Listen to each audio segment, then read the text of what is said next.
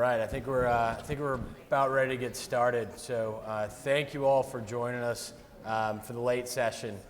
This is the last thing that stands between you and attending the party later. So thanks for coming. Hopefully you all got some ice cream bars out in the hallway beforehand. But what we're going to do today is we're going to chat about recruiting success in the healthcare industry. My name is Terry Stewart. I am a relationship manager with LinkedIn. One of the things that we do for introductions at LinkedIn, if you hadn't gathered from some of the other sessions, we're not going to demonstrate hidden talents, but we oftentimes talk about sharing something that someone wouldn't be able to tell by looking at your LinkedIn profile. So you would be able to tell my fun fact about me right now if you look down, and I am a sock aficionado. So one thing you can always do, and I've had a lot of colleagues do it, is whenever they stop me and say, what do your socks look like today? So that is my fun fact. And I want to introduce our panel today. So starting with Kylan Emmets, who ironically enough, when a lot of us were flying out here on Sunday, I had a bad flying experience, as most people typically do. Kyla was out running the San Francisco Half Marathon. So she's an avid runner. So Kyla, I'll let you go. Sure. So hi, I'm Kyla. Thanks so much for coming. We're happy to have you guys here today. I'm going to talk to you a little bit about how Memorial Sloan Kettering was in a very post and pray mentality, and how we really focused over the last year and a half to change that. I started my career at Memorial as a recruiter and became really a sourcing evangelist, I like to say, and then moved over to creating and managing now our sourcing team. So I'm excited to share kind of tips and tools about how we did that. Awesome. Next we have Joan Chaya. So when we went through this and we were talking, I had just gotten married, and I was about like a month into being married. And Joan's fun fact about her is that she's married to the nicest man in the world. And I said, I just got married, Joan, and you're already telling me there's no chance I'm getting first place. So, Joan, I'd like to have you share with the group what you're going to be talking about. Thanks, Terry. Yeah, so I'm Joan Chaya, Vice President for Talent Acquisition for Visiting Nurse Service of New York. And it is a true fun fact, and I'm not the one who designated my husband as the nicest man in the world. He was cartooned for a New Yorker, and they called him the nicest man in the world. So I am married to the nicest man in the world. So a little bit about me. So I've been in healthcare for over 20 years, and I joined Visiting Nurse Service of New York 15 years ago as an HR consultant. They were struggling, we were really struggling with hiring and retaining talented clinicians for some of our key clinical roles. And for those of you who don't know Visiting Nurse Service of New York, we are the largest not-for-profit home health care organization in the nation. We were founded over 120 years ago. We have 18,000 employees. We make 30,000 visits a day, over 2.5 million visits annually. And we have nurses, physical rehab therapists, social workers, and many other clinical professionals, as well as the supportive business staff that we need in order to run our over $2 billion organization. And I help them build some strategies around bringing in new talent as an HR consultant, and then I moved on to their director of college relations, where I was able to build a department from scratch and help them identify key new talent that they weren't already going after. And 3 years ago, I took the role of Vice President for Talent Acquisition, and I now oversee the recruiting and staffing and college relation area. So I'm going to talk a little bit about how I was able to help Visiting Nurse Service of New York kind of change their thinking around who they needed to recruit and how they needed to recruit. Great. And last but definitely not least, we have Jaime Martinez.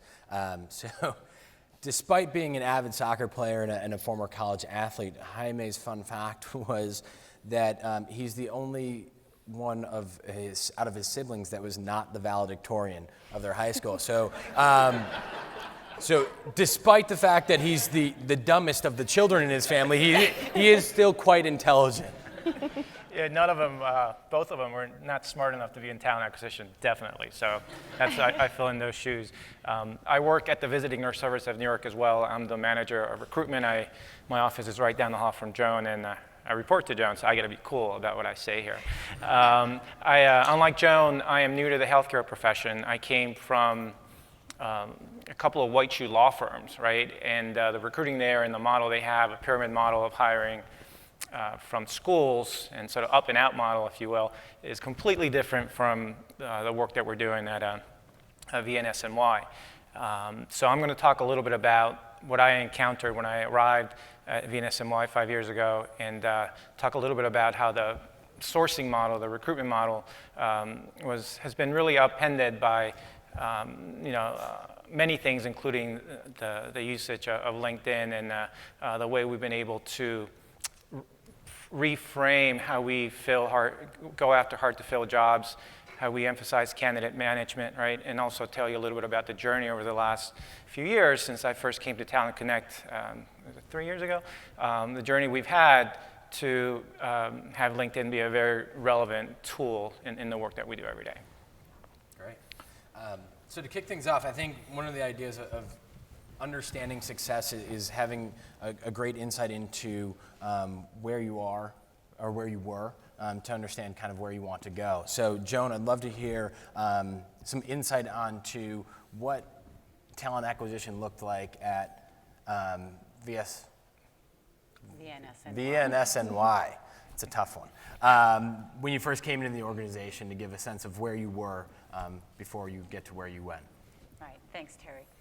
So when I joined Visiting Nurse Service of New York, the focus was on recruiting from similar markets, really focused on other healthcare organizations, wanting to make sure that we had experienced professionals that we were looking for, and obviously some of the posting and praying, lots of job fairs, open houses to attract as many candidates as we could, but really knowing that we needed them to look like what we thought we needed to have. And we were very focused on that.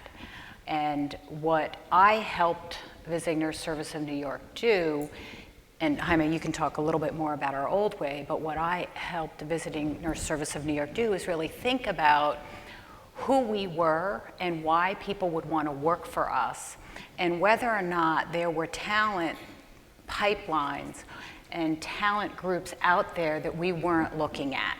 And it was really important for us to help our managers understand that they could think about talent differently, and that they didn't have to hire people that fit a certain mold. And we'll talk a little bit more about that, but if you can say more about how we were, Jaime. Yeah, I came back from Talent Connect 3 years ago, and my first thought was let's buy every product out there, let's implement it. But VNSNY, Joan mentioned, we're over 100 years old. The healthcare profession, as you know, is very traditional in a lot of ways, right? So for me, the challenge over the last few years has been rolling out, implementing, educating, teaching folks how to brand how to go out there and promote our employer brand while still being true and honest to the history and the tradition of home care, which it's not the sexiest industry out there, right? I mean, we do thousands of visits a day. Our model is sort of weird. We knock on your door and we take care of people, and it's still mission-driven, non-for-profit. So all these factors have to play into how we, over the last few years, have been changing our recruitment model. And for example, one thing that we did was realign the sourcers that we have and not have them report directly to individual recruiters. What we did was have them report to me, not that I solved the world altogether, but basically there was a central mandate in terms of letting people know where the hard-to-fill jobs were, how to share information a little bit better. And those were some of the changes, although basic, that allowed us to really pipeline not only clinicians, but also business folks. And for me, one of the biggest pleasures I get is getting somebody from the non-healthcare industry to come in and do good work for us, right? So the way you recruit, the way you sell the brand, the competencies you're going after, I think those are some of the biggest gets. Nurses know us. They're very loyal to their profession, so VNSMY is such a great home for them, right? So the challenge has been to fill some of the jobs that are in the non-clinical side, and I'll get a little bit more into how we've been able to do that. And before we go to Kyle, I just want to add one other thing that VNSMY had trouble with. We didn't track data, and we didn't have dashboards for our managers to understand what their vacancies were, what their turnover rates were, their time to fill. And so we needed to show them that. But even that part that we thought was so innovative 15 years ago really wasn't where we needed to go to and where we've been able to move towards in the last 5 years, which is really tracking how are we getting our candidates, where are they really coming from. We always ask the question, how did you get here? And we were able to run a report, but we didn't always trust that data that we were getting, because what the applicants tell us, it's not always where they came from. Right, so we really wanted to make some change around that, and with our ad agency, we work with TMP, they were able to really help us with search engine optimization and search engine marketing, so we're able to really tag our jobs that we're out there posting, and we can see where our candidates really coming from, which was, again, really different from the old way. So Memorial Sloan Kettering was in a similar situation about a year and a half ago. We were expanding exponentially over the course of the next 10 years. So we had high volume of open positions. Jobs were open for a really long time. And our recruiters were maxing out, spending all their time with their 60-plus recs, looking at every candidate that applied, hundreds of candidates, but at the end, no one was qualified. So we had to think, sound familiar, right? We had to think really differently, how can we find these people? So what we did is this is kind of the changing the candidate pipeline, and we focused a lot on changing our recruitment model and how to get those people in. So we cut back on our large print and job board spend. We actually stopped posting a lot of our jobs and decided to start pipelining and sourcing for those candidates. We also rolled out a social media strategy, which included a really strong content strategy. We aligned by vertical, making sure that we were telling the right stories to attract the right people, and then utilizing digital and marketing agency for help as well. So we're in a world where we had lots of candidates, recruiters burdened, and had to think about how we could change. Awesome. And that idea of change, I think, from an outsider looking into the healthcare industry, an industry that's so highly regulated and at times maybe adverse to change. I'd be curious if you guys could share how you went about creating that change within your organization. You can look at the old way and pick out something that's flawed, but at the same time, making that change isn't always the easiest thing to do. So if you could share some of that insight into how you were able to go about making those changes. Sure. So we partnered with a few people. First, we had to make the change internal, so we had to get our recruiters to start thinking differently. And then we also had to get our hiring managers to think differently. The job posting, every manager says, oh, I want my job posted on this site, and this site, and that's how they think we're doing work. So we had to think really differently on that perspective. And then we partnered with our public affairs and marketing agency to really learn from them on how they market to talent and really use that partnership. Right, and we were very similar with, actually I say I felt very fortunate that we had such a forward-thinking marketing department. And our marketing department was creating a brand for the organization, and they were out there playing around in social media on Facebook and even on LinkedIn. And for us, that was really important because I report to the chief HR, and she's an attorney by trade. I try not to hold it against her, but when I ask to try new things, she always tells me she's concerned about whether we're going to be setting ourselves up for a lawsuit. And she was very concerned about us entering into that social media space of like, do we really want to know? Are we going to learn stuff we're not supposed to know? And had a lot of fears and concerns. And for us, we had to go slowly. I mean, I think it was really helpful. We had our relationship manager with LinkedIn kind of show us a little bit about what our competitors were doing and where our brand was in relation to our competitors. And as we began to pull data together, I was able to convince her to let Jaime go to LinkedIn, and I'm so glad that LinkedIn moved here to San Francisco, because when they were in Las Vegas, she said, it's a boondoggle. I don't want them going. I know they're just there for partying, and there's no content that's going to be shared.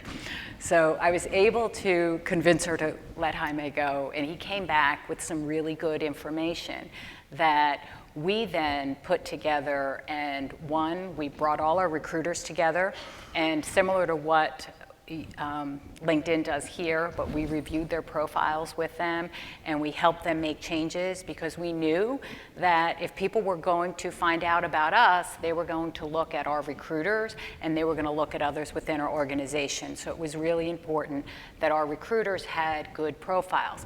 Again, my boss said, really? That's going to make them more marketable to others. Why would you encourage them to pimp their profile? But I again explained, if we're going to sell who we are as an organization, people want to know. They want to know the people that work at Visiting Nurse Service of New York. And we also immediately began to connect with others in our organization. And again, Claudia was great at telling us, this is how many of your employees are already on LinkedIn. And you know that employee referrals are your #1 source of hire. So by connecting with them on LinkedIn and then using LinkedIn and some of the LinkedIn tools to apply to post positions, you're able to build on that #1 referral source, which is your internal employees. You can talk a little bit. Yeah, you know, I'm certainly not an early adopter of technology by any means, but when I came back to New York, you know, I own LinkedIn, I own the content, and I went on a few roadshows internally, meaning I presented to our HR leadership. I sort of owned the material as I was learning, calling Claudia to give me more content, asking questions, and from after speaking to the HR folks, we went on and met with different groups, including the diversity committee, different sort of stakeholders. And the more I presented, the more I talked about it, certainly the easier it got to talk to people, to my recruiters, and to use it, right? So that's something that we can all take back, and I don't want to say be an ambassador, but certainly be the owner of that. Then you start running into, well, how much does it cost, and what are we getting back? So from a convincing approach, I then had to get into the data aspect of it. What were we getting out of it? How were we using it? Were we maximizing all the tools? And from there, it led to really taking a look at the skills that our sourcers had.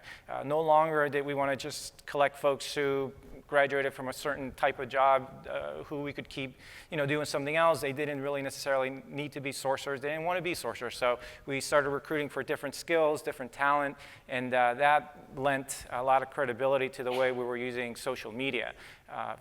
Facebook and Twitter, I mean, again, the balance between tradition, home care, and being out there, telling good stories. I think a mission-driven world, as some of you come from, it's about the story, it's about the people, and our company page now has a lot of those great stories, and we like to talk to you about that when you come to VNSMY. Certainly, all other great things that come along with it, but certainly it's a mission. And we were able to tell some of those stories through social media. So going back, be an ambassador, go back, talk to your leader. Certainly you guys are here because somebody said, hey, let's go take a look, or let's maximize the use. So take advantage, the momentum is there. So that's something I would recommend to all of you. I would just go along with that too. I think everyone here, you guys are getting all these great skills on how to use LinkedIn, and you can really take that back to your institution or organization and be that sourcing ambassador. You may not have a sourcing team, you may be a recruiter or a manager, but you can really start by being that sourcing evangelist and helping to find the passive talent, because as soon as you have one win, when you have that one hire from someone you sourced on LinkedIn or there's a good story, that's when you win, and people want to continue to see that. So I think everyone here, you can get that one hire, and then the rest of the organization will start asking you questions and saying, oh, well, are you going to have someone search LinkedIn for that role? And then I think that's, yeah. So I think both organizations touched on it a little bit, but in that idea of making change, and Joan, I think you had mentioned it with the idea of leveraging your employees as brand ambassadors, and the pushback of, well, if they're really marketable, we're just going to lose them. And Kyla, I think you had mentioned also is the idea of the old way being posting and praying, and then telling hiring managers, hey, we're not going to post your job. What was it that ultimately got you over that hump of the initial objections of, whoa, why are we changing this? Why can't we just continue to do the things the way that we were doing it? Well, for us, we got over the hump because we started to have results, right? And that was really important. I mean, we were at the point where our search budget was $800,000, and we were able to significantly cut back executive search fees because we were finding talent on LinkedIn that we normally would have to go to a search firm to find. And the other thing that I had to help kind of explain when I talked about understanding it's not just the dollars and cents, but that there was talent that was coming in that was being interviewed and maybe not hired, but it was still helping our hiring managers make the decisions to hire someone else. And I'm sure you have the same experience, but nobody wants to hire that one perfect person, even if they can do the job, unless they see somebody else that they can compare them to. And we were able to find really good talent on LinkedIn as well that they could compare that other hire to, and then we didn't have to go out to the search firm, because if we only had one person on our own, sometimes our hiring managers still wanted us to find that talent through a search firm to compare that person to. So we've saved over $350,000 in search firm fees, which really helps to make the case for why LinkedIn is a valuable source for us, and why the social recruiting is not necessarily something that's going to hurt us, but it's something that's going to help us. Well, I just want to add that this year we've had 9 hires through social media, mostly through LinkedIn. I had a couple of search firms calling me saying, dude, I'm off the search. I just talked to somebody that you talked to yesterday. So, these weren't retained searches. They were more mid-level type, where we engaged some folks who were contingency to explore the market. These were jobs that we had never really recruited for. So we thought we could leverage some of the folks that do this from the outside. But those are some great results, and that meant that the researcher that was on the job was literally doing all those Boolean things and finding people.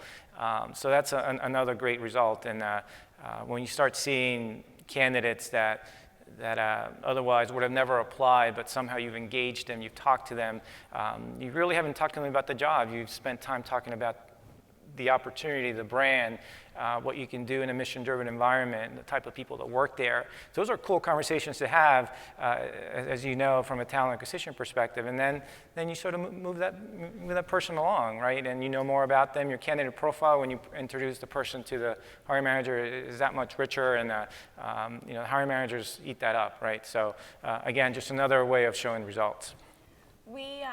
So I mentioned we cut a lot of our third-party job posting spend. So if it was on our website, great, and we'd post on LinkedIn, but pretty much all other postings we got rid of, which was a really big change. So what in exchange we would do is we would ask for content and stories, highlight staff members that we could actually really tell the real story about the job. So it was an institutional shift. I still every now and then pay to post a job on some site, just throwing money away. But in return, I ask for a lot of information. So if we're going to post the job, I need really good content. I need you to highlight a person. But we've actually decreased our job posting spend about 74% over the last year and a half, which is pretty significant. And we've taken that money and put it more towards our SEO and our digital marketing and towards our social efforts. So we've seen a lot of success and higher engagement among our followers. We've increased LinkedIn followers about 11,000 over the last year, and our Facebook page, which was brand new, has now about 8,200. So in just 1 year of really getting content, we've built a really strong following. Awesome. And I think since we highlighted sort of where you guys were in terms of talent acquisition before and the idea of making change and what that change looked like, love to hear what the current state of talent acquisition looks like at your organization. Which one's going first? You can go. You can go, Joe. This is your slide. Well, at this point, there's a few jobs that we have, we prioritize, we have meetings where we rank the jobs. How are we going to approach them? How are we going to attack them? What's most relevant to the business? What does an empty seat cost to the business? So it's good for all of us to know how we're making those widgets and where those widgets are not being made, so for you to understand that. But at this point, even before we start a search, we look at profiles, right? We look at people who do this for a living, same job titles, similar type of employers. We look at organizations they belong to and associations perhaps that they're current members on. And then from there, we build out a list. And we don't do this for every job. We have 300 jobs open right now, and we're on target to fill about 2,000 jobs for this year. So you sort of have to leverage your resources and prioritize your resources. But at this point, there are a bunch of jobs we have where we're doing just that. We're creating a list before we even pick up the phone and take on a bit of a search firm mentality, which, again, it's not revolutionary, but at VNSMY, it's way, way different than it's been done before. And, I rely very heavily on the sourcers, the researchers who love this, who love having that conversation. And from there, we narrow down the funnel. We've heard it over the last couple of days, how to get to those, the power of three, those three candidates that need to be, we need to keep an eye on and engage. And if they don't know somebody, if they don't come our way, at least they'll know somebody else. But the talent pipeline is that much richer. And it's not only through LinkedIn, it's through the stories we tell on Facebook, the conversations that people are having outside, right? Recruitment now is not just you directing the message, it's understanding what people are talking about you. So harnessing some of that information and really using it when you dialogue with folks that, again, normally would not have applied to, but instead you went after them. So that's something that we're doing right now. So what we really did is we looked at every area that we could potentially touch candidates to really build our talent pipeline. So we have a team of sourcers. A year ago it was one, which was me. I now have a team of 5. We actually changed the way our team was structured. We didn't add headcount, we just moved people around because we found that it was so valuable to really have individuals that were dedicated to doing that research and sourcing for hard-to-fill positions. We also really focused on our external partnerships. We did a lot of targeted research. When we go to events with those lists that you get from every event, we really started putting them in one place. We had a candidate relationship marketing tool that we used to help us pipeline.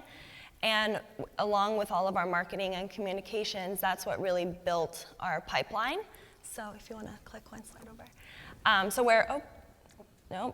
Sorry, never mind. So where we are today is we have less candidates coming in applying to our job, but we have a pipeline where we're seeing a major decrease in time to fill, less job posting spend, and definitely a lot less agency spend. But we're really a more proactive organization than kind of waiting until you have that requisition to post. And I just wanted to go back. The other piece that we did with Visiting Nurse Service of New York is focus on our employer brand.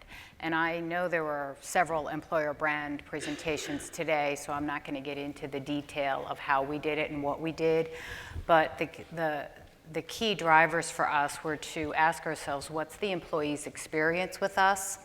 Who is Visiting Nurse Service of New York as an organization? And where does the specialty of home health care fit in the healthcare industry? And by understanding those components and understanding that we have a wonderful reputation as an employer, that we have very talented RNs at the bedside, that we're over a $2.2 billion organization, and we've been around for over 120 years. We'll be celebrating 125th anniversary in 2018. We offer our employees something that many in the healthcare field can't offer. We offer that autonomy and flexibility.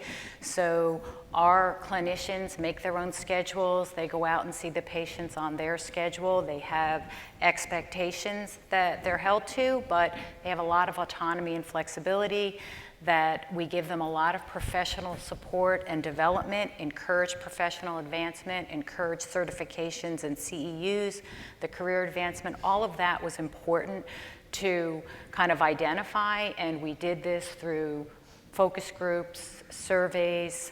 We looked at our external competitors, and then looked at what is the future of healthcare. And those of you who are here are probably in healthcare, and you know that with the Accountable Care Act and the shifting of the very fast discharges to the home, and then the acuity of the patients in the home, and that there's a lot of shared risk now with making sure the patients aren't going back into the home, it was really important for us to, again, talk about this is the future of healthcare, home care, and it's our specialty.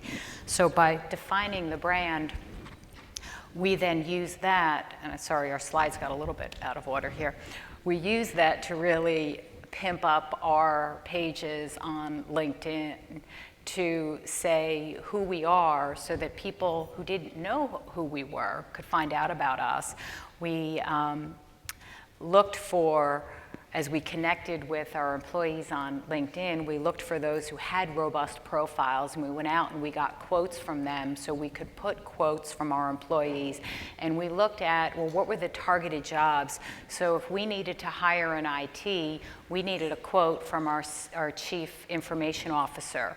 If we were targeting jobs in finance, we wanted our finance or somebody key in finance to be up there on that page, so that when we were posting those jobs for finance or IT, people would go to our page and they'd be able to see these quotes, and then they'd go and they could look up those individuals and their profiles on LinkedIn to see who we were as an organization.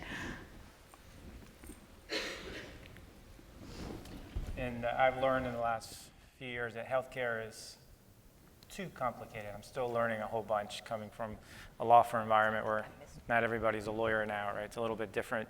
And my son still asks me, what am I doing working with nurses? And I'm not a nurse. And like, what are you doing with them? And I'm like, well, I interview them. But again, you know, it's just going back to what we do. And with our employer brand and the day-to-day operations that we manage in recruitment, print media is still out there. I want to throw it out there. We're not all social media all the way, right? We're not giving up on everything we've done. Traditionally, as you guys know, the healthcare profession, nurses, as a matter of fact, they still flip through nurse.com and Nursing Spectrum, and we need to be present. We need to tell our story there. Oftentimes, writers from these publications highlight our employees, and we want to make sure we get in there and have our employer brand represented. So for me, keeping the trains running on time every day with recruiters and ads and deadlines and things like that, it's a great way to do the old traditional aspect of promoting the jobs, you know, on the print side. Then you go to the social media side, and just as an example, last week, we promoted a bunch of our open doors. Believe it or not, we still do open doors. We tell you that on Wednesday, the 28th, from 10 to 3, you can show up. and we will interview you. This is primarily for RNs. And I was in the lobby asking people how they heard about us, and they were talking about social media, and we did an email blast, right, through one of the health career media buys that we had. So it's a great intersection of the traditional RN, how we're promoting the job, but at the same time, not forgetting what the mission is. And if folks are still flipping through the newspaper and through a magazine, as you guys know, you have to be there. So it's a balancing act, and I think we're doing just fine. We're running open doors in every region now. We're increasing the number of nurses. We're seeing more patients. It's a complicated world out there. I'm still, like I said, learning about it, but from a recruiting perspective, it keeps us very busy balancing both sides. I think that's a really good point, is when you work in a healthcare institution and have such a varied audience that you're trying to recruit, you have technical talent, new graduates, clinical staff that are really hard to find in this niche market where even us in New York City are competing against the same talent. You have to think about how you can reach them in multiple ways. So it's not all through social, it's not all through print. Maybe one will apply to your job online. So you have to really have a full comprehensive recruitment strategy to find those people. Right. And I think one of the things is now that you both have achieved a certain level of success, and obviously not completely sharing the recipe to your secret sauce, given the fact that you both recruit similar positions in the same town of New York City. Yeah, it's a town, small place. Curious to see what's next. Like, what are some of the priorities now that you guys have achieved a certain level of success? Where are you looking to take the organization from here? So for us, we're rolling out a new applicant tracking system. We're actually both rolling out the same ATS, which is interesting, which will allow us to actually really track source of hire. Right now, it's, as you know, people put on their application, so we can really start doing some predictive analytics around hiring, looking at where we see success and building our plans. So that's really a big goal for us for next year, and then really tying that into our workforce plans as well. We're growing for the next 5 years and have pretty extensive growth plans, so we have to think really forward about where we're going to find that talent. Right, and as Kyla said, we are rolling out the same ATS. We didn't know that before we met to prepare this presentation, but there are some similarities. And I'm very excited about this new ATS because it's going to really help our recruiters kind of manage their own dashboards much more effectively. But the other thing that's important for me is even being here at this conference and just hearing some things. There's more that I'm looking to do. And some of the metrics that we get from Claudia on how much time our recruiters spend on their LinkedIn with their LinkedIn seats and how much recruiting they're doing. And I forget whose presentation I heard it at, but maybe somebody else was there. But they actually use that metric to compare the recruiters to each other. And if they're not using it, they take the seat away. So they have a certain number of seats, but in order to be using your LinkedIn recruiter seat, you have to be using it, and you get compared to the others who are using it. And I like that metric, not that I don't believe they were sharing the names, but they were sharing the averages and the time and the hires. And because we've had success with that, and we have a lot of success with metrics, I think it's a good place for us to go in the future. And I'll just add that with the new ATS, for me, it's consistency and candidate experience. We're not all over the world, so that helps us. If you want to work in another office, you're going to go to Brooklyn, or you're going to go to the Bronx, or you got to go to Queens, right? So for me, the candidate experience is something that I want to make sure it stays consistent, that a clinician, a non-clinician is interviewed and sort of managed the same way, right? I mean, we use different behavioral-based type interviews for everybody, so there's consistency on the selection process. We're moving along towards paneling more senior type jobs, so what we call enterprise interviews. So it's not only folks from IT, let's say, but we also bring in senior folks from other departments who have a stake in the hire of this person, right? This person is senior enough that they will impact the business as well. So sort of establish some consistency around that, and for our recruiters to be able to do that both on the business and the clinical side.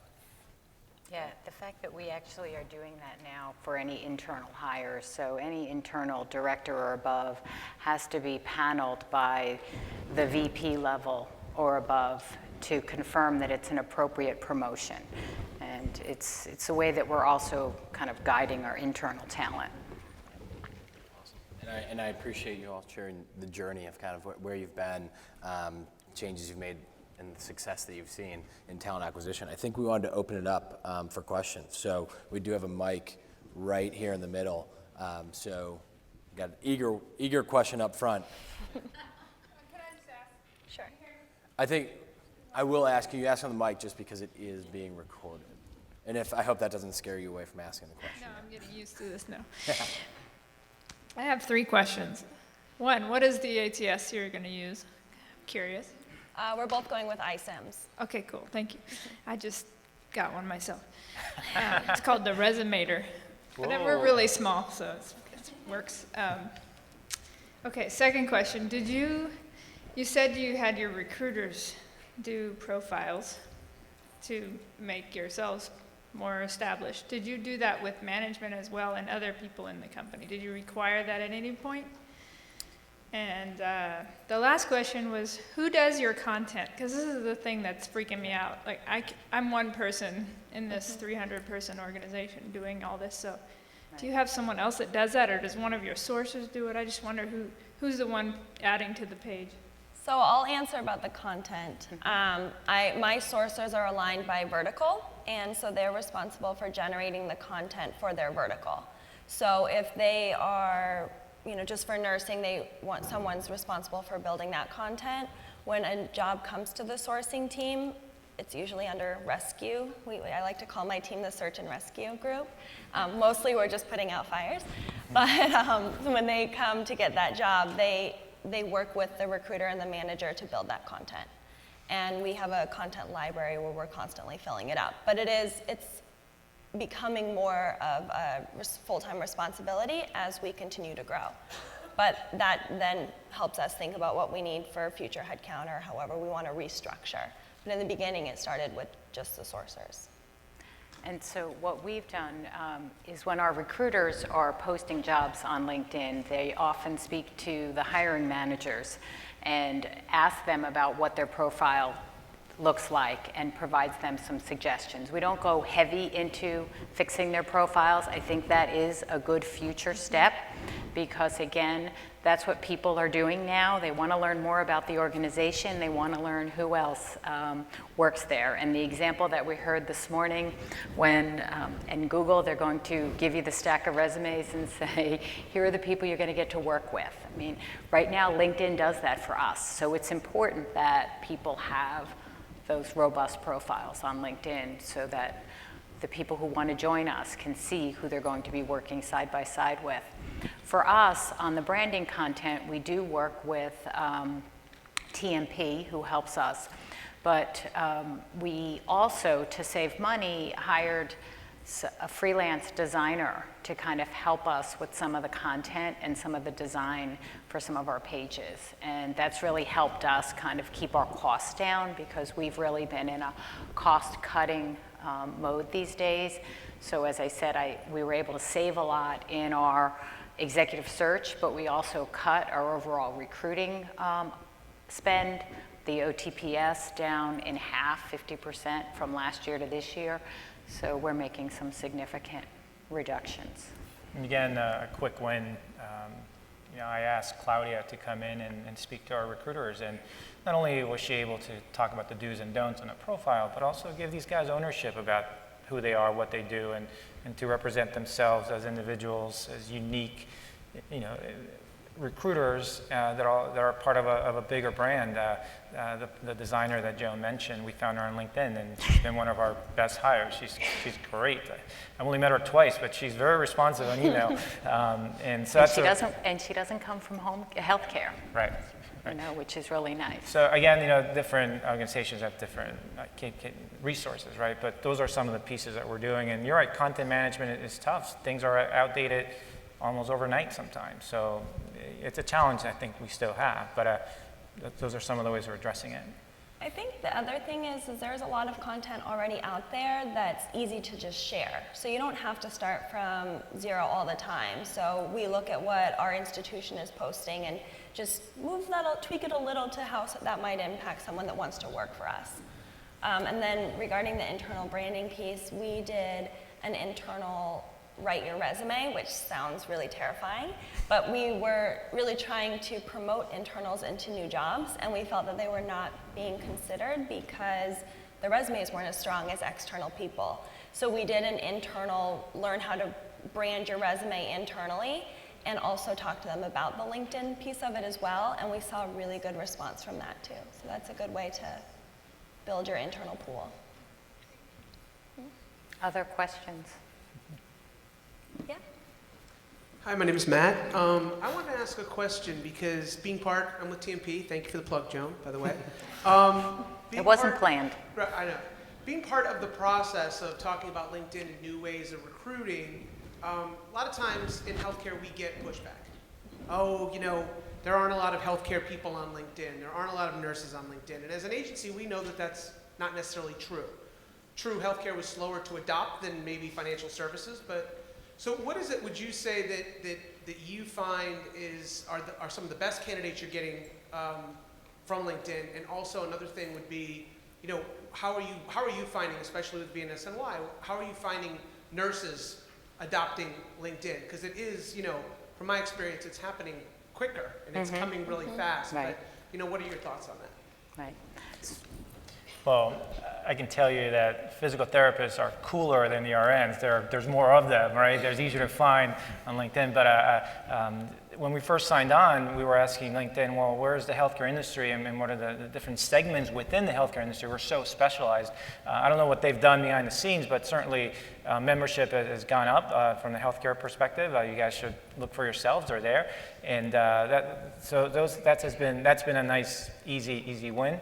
At the same time, like I mentioned, we don't put all of our eggs on social media. I mean, folks still apply to our ATS, and we don't let those resumes sit for more than a day. We go right after them. We have people that are dedicated to that. So again, I think, from a professional perspective, more and more folks are joining they want to put themselves out there, put their brand out there. We do have a lot of nurses that I've spoken with that are not on LinkedIn, so that's a bit of a challenge as well. But again, a combination of things. Some folks, you go to the traditional word of mouth. Nursing is a very word of mouth profession, as I've learned, and so you have to leverage that. But again, more folks, more clinicians are having their profiles out there, easier to reach, easier to contact, and easier for us to tell our story when we recruit them. So that's one way that we're trying to go after these RNs at this point. We've also seen that while they may not respond to an in-mail, they will comment on content. So when we share stories about our great nurses on Nursing Week and the work they're doing, we get a lot of likes or people share those, and so then we reach out to those people because they're then engaged. So while their inbox is probably flooded with an in-mail from me, from you, from every other hospital in the New York City area, but when we can reach them a different way, maybe get their name and then find them through another source or somehow else. So we've seen a lot of success there. And what we're seeing is we're able to attract the more senior individuals in the nursing industry. And when the SVP of Clinical Transformation and Innovation joins our organization, and she's got a really robust LinkedIn profile, her team wants to build profiles as well. And I'm getting requests to connect with more individuals from that team because of that recent hire that has a really robust profile on LinkedIn. So there is that connection that we're starting to see. And definitely the posts about the awards and the recognition, we know our clinicians, both our therapists and our nurses, really like that recognition.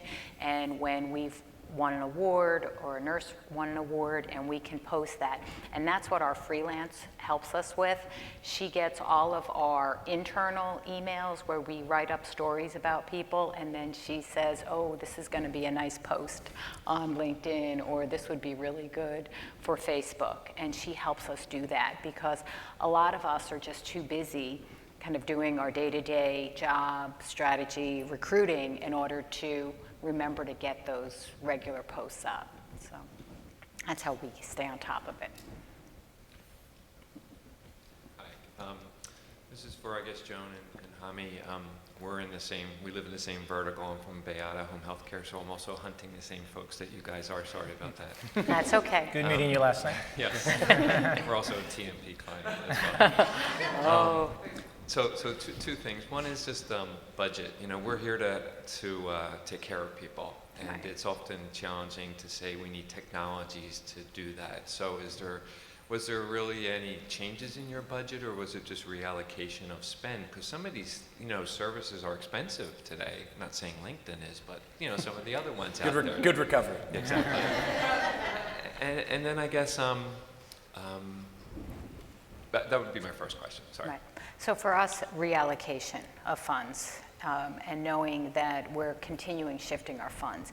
And again, that's and I don't mean plug, but it is a plug for TMP because they're right now helping us track, where we're getting our hires from. So we know when we want to move that money around and cutting back on some of the job boards that aren't really helpful, that you can spend a lot of money on, and reallocating it to the sourcing that's working. One thing we did, I'm sorry, just recently is not only did we track the source, but also we took a look at the salary band for each of the jobs and try to match what bands were being generated from what source. And that, again, helps Joan with the reallocation. So we expect certain boards to generate X amount or X type of candidates, and that's what happens, but surprised to see what other boards are generating more senior folks, and that's a very interesting data point to look at as well. Good. I mean, we also seem to be, I guess, taking from Peter to pay Paul on some of the budget issues. You brought up metrics or data. Does time to fill mean anything to you guys these days, or is it maybe just time to hire once you get the candidate? Can you speak to that? Right. So we've traditionally tracked on a time to fill, and we use the Saratoga benchmarks to kind of look at our time to fill. We've had some shifting with we have a managed long-term care arm as well as a provider side, so we've had some shifting around of our staff. So some of that time to fill got spoiled a little bit because we were holding positions for internals, right? And so but we still track the time to fill. We track time to fill and time to start. I think time to fill is really that one that we're more interested in. We also do track time to sourcing, and then time for sourcing to submit a candidate also.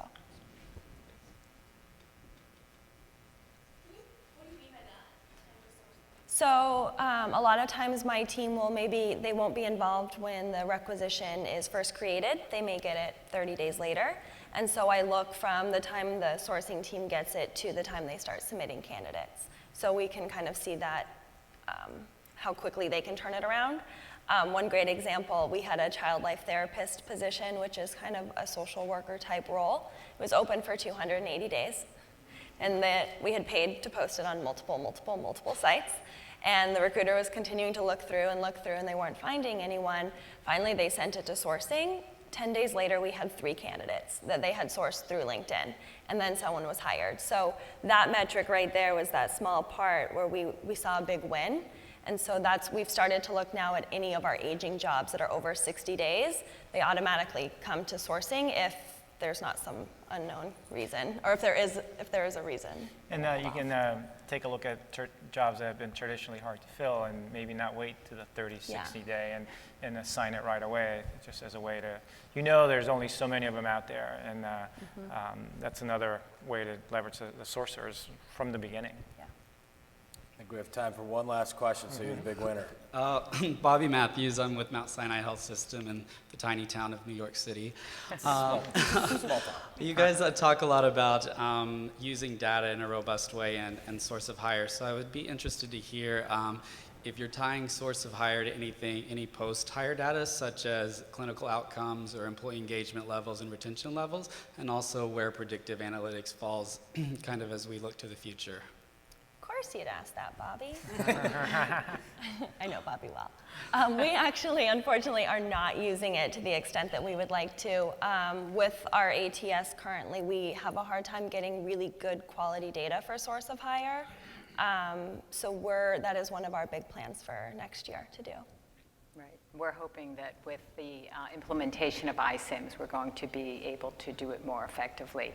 We've just, in 2014, linked it to hire with source of hire. Prior to that, we were just getting the data to application. Now we're getting it to hire, we're getting it to hire salary as well, and the next step is to get it to performance data. It's a good question, thank you. Yeah. Great. It's a good one to end on. So, The answer is no. pending. So Pending. thank you for joining us for the panel, and I thank everybody for joining the session. I hope you took away a few things that you can go back and implement in your organizations after Talent Connect. So Thank you, guys. Thanks.